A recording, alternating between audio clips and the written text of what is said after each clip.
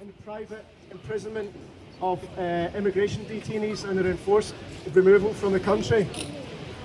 This was dismissed out of hand by the government, even though we had over 200 cases of people who had been violently assaulted by privatised security guards in detention and deportation. That was in 2008. 2 years later, Jimmy Mabenga was killed at the hands of G4S guards on a British Airways flight as he was waiting to be deported from the country. His last words were, "I can't breathe."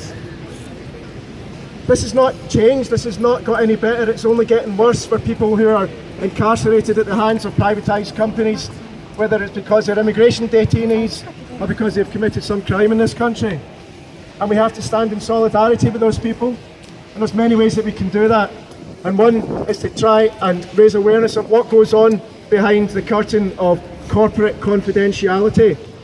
Because after Jimmy Mabenga died, after 5 years of inquests and trials into what was seen and accepted as an unlawful killing, nobody was found guilty, nobody was found responsible, not G4S, not the guards, not the Home Office, not the state.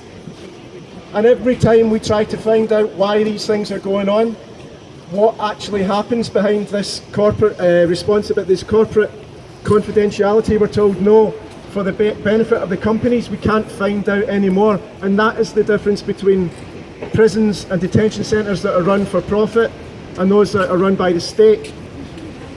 Whether they're run by the state or run by for profit, they're an abuse of human rights.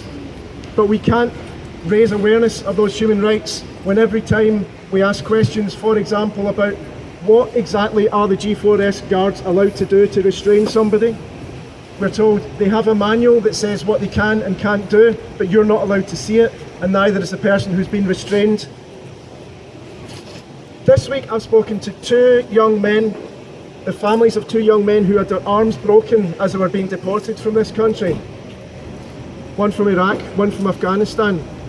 And their family said to us, "We want to make a complaint, we want to know who to speak to about this."